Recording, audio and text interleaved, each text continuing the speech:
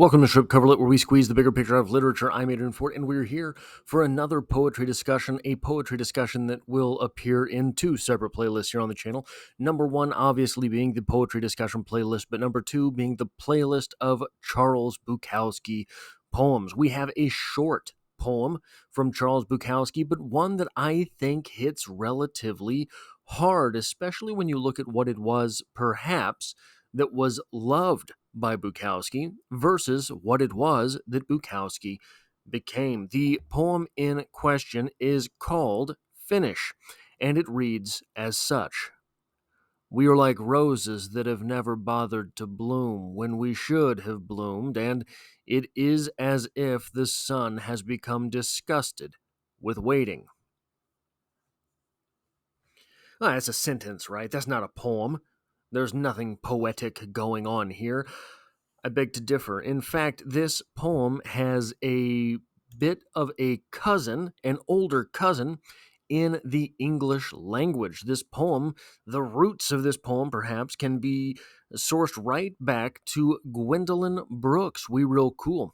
We Real Cool reads as such. We real cool. We left school, we lurk late, we strike straight, we sing sin, we thin gin, we jazz June, we die soon. The sort of underlying pathos here: live fast and leave a beautiful corpse. That was what Bukowski praised in all of his loves, really.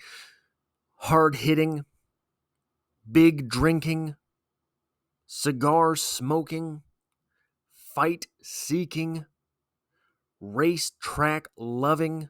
All of these things, these live fast things that Bukowski seemed to love, is kind of the opposite of what Bukowski became. Bukowski ended up dying an old man, way older than anyone would have probably guessed based on the life that Bukowski led, the things that Bukowski did, the loves that Bukowski had, the things Bukowski preached. Counterintuitive to all of those things, we have Bukowski's actual endurance. So, with this sort of truth being out there that Bukowski was such a lover of the living fast, preached the living fast, what is it about this poem that is sort of, what is it about this poem that becomes bittersweet? Is there something bittersweet to endurance? Is there something bittersweet to seeing old age? We have in our minds this sort of romantic notion of what life should be. We have in our minds this sort of romantic notion of what you are to do, and how many of us really get there. How many of us really live life? How many of us are alive on the daily basis? Most of us aren't. Most of us wake up, we go to work, maybe we eat something that we enjoy after work. A lot of us don't. A lot of us don't even do that.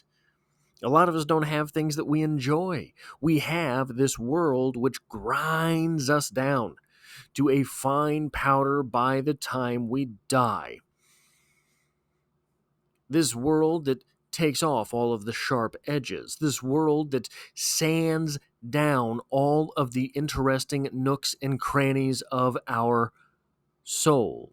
This world that the day in and day out grind simply murders.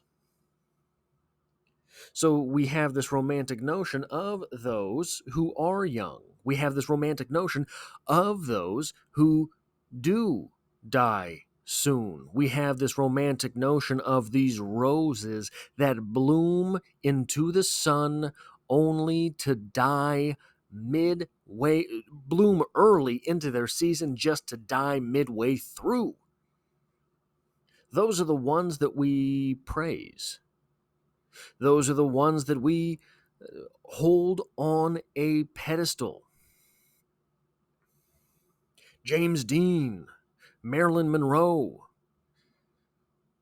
When you think of Elvis, what Elvis is it that you think of? This is just Americana. This is just the past century. Just the past 70 years, really. So what is it about that idea that we hold so valuable? Living fast and leaving a beautiful corpse. Sort of this intersection of romanticism and naturalism. If they are the natural instincts that carry us away into this blinding light that burns us up, if those are the instincts, they are to be followed. Romanticism, this sort of idea of nationalism. What could be more romantic than dying for the country in youth?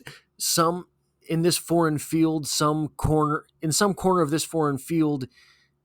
What is the World War One poem?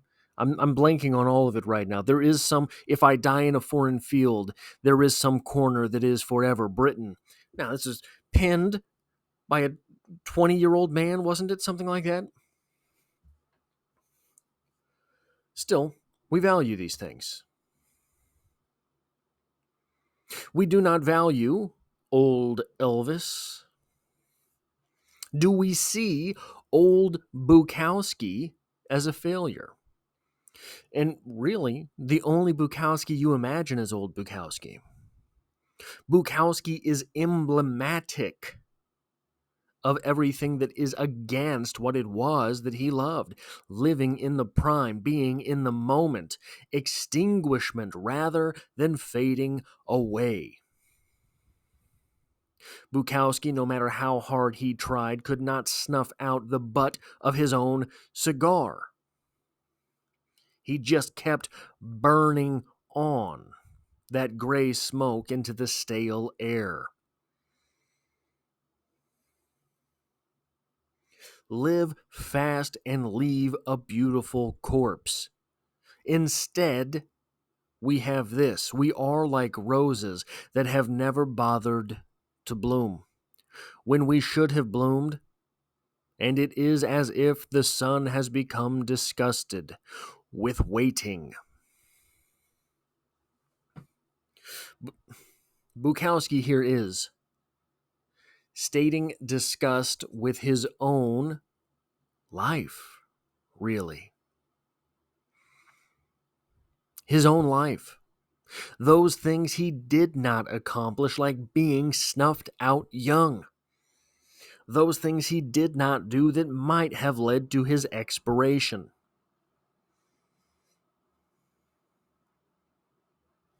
Live fast and leave a beautiful corpse. It is a very, very compelling phrase. But why? Look, here's the thing. Live fast and leave a beautiful corpse. The faster that you die, the fewer decisions you get to make, the fewer things for which you get to stand. It means essentially you made one decision, took one stand, and you were done.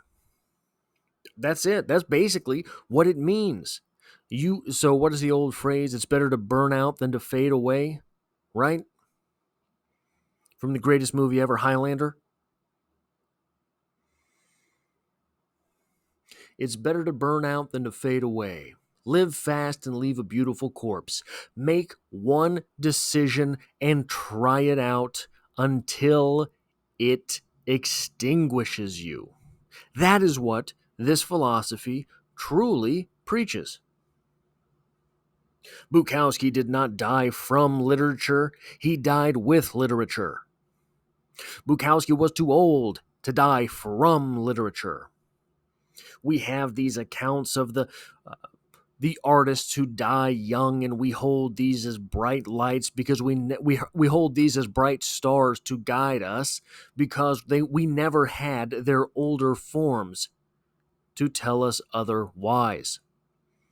Kurt Cobain died young. Kurt Cobain never had the opportunity to make poor decisions in music. He has his small canon of work that we judge, and we like Kurt Cobain, so we've got to reason ourselves into liking all of it. Chris Cornell died older. Chris Cornell died after. No, Chris Cornell did not die old. He died older. Chris Cornell died after making some decisions that left some of his fans out in the cold. Chris Cornell, as true to music as Kurt Cobain, made a lot more decisions. Every one of Chris Cornell's solo albums very different than the last, very different from the canon of Chris Cornell that lies in Audioslave, that lies in Soundgarden. Very different. Chris Cornell on his own. We do not get that from Kurt Cobain. Because of that, Kurt Cobain died unblemished in his fans' estimation.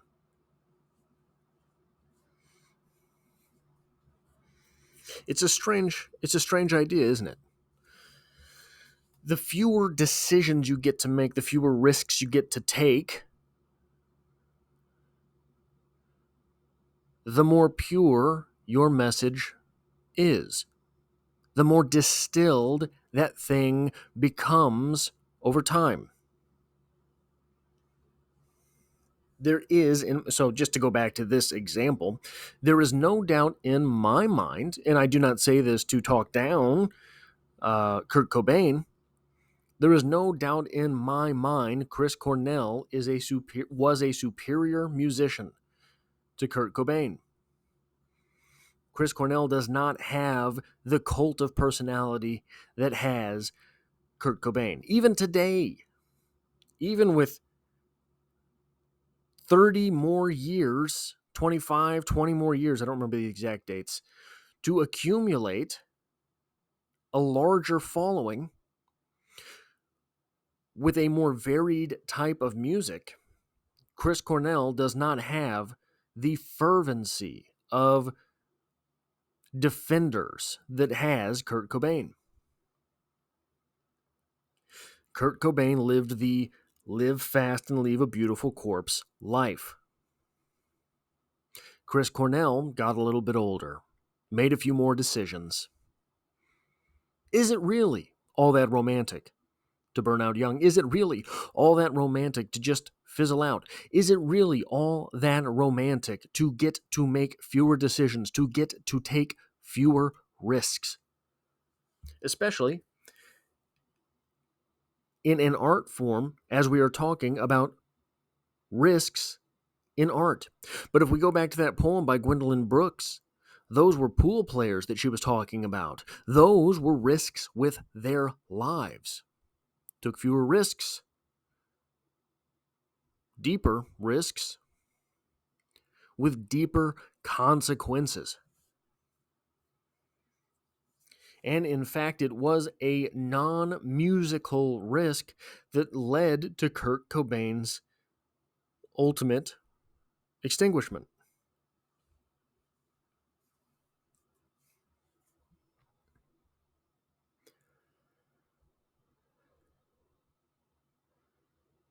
So yes, there is something romantic to that. But it is because there are fewer external factors. Now, to bring this on, there are fewer external factors to taking fewer risks and extinguishing early. Now, taking this out into the real world, to real life application, is there romance in dying young?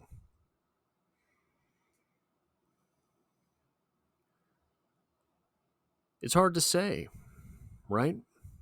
I'm not asking, is it better to die young? I'm asking if there's romance there. Many people never get it together. Many people never figure things out. Many people, right? The world is hard. Life is unforgiving. You make those same types of mistakes young, but You do not pay the ultimate price. And the small price, the tax. You might not pay the ultimate price, but the tax still comes due on that ultimate price. You make poor life decision after poor life decision. You make slightly less than optimal life decision after slightly less than optimal life decision. And all of a sudden, you find yourself 40, 45, 50, and you have no idea what to do with the rest of your life. You have no idea what to do with the rest of your time. You have built nothing. You feel you have nothing to show for your struggles. Not a lot of romance there, is there? And we have here Bukowski struggling with this idea. We are like roses that never bothered to bloom. We could have bloomed, but we didn't. We did not. We refused. Do you refuse in your daily life to bloom? This poem is not talking simply about living too old. It's about never taking the risk in the first place. Refusing to bloom. Every day has a bloom. Every day has a time to bloom. If every day were a flower, I hate to get too cliche, if every day were a flower, would it have the opportunity to bloom? Some of us refuse to bloom. Some of us refuse each day its bloom. That is all I have for this poetry discussion. If you enjoy what I do here, hitting the like button really does help me out on the channel, as it tells YouTube to share this video with other literature lovers. And if you find yourself here by chance but not design, literature is the only thing that I talk about on this channel. Dropping multiple videos a week. Every Monday is poetry, and I hope to have you back for the next one.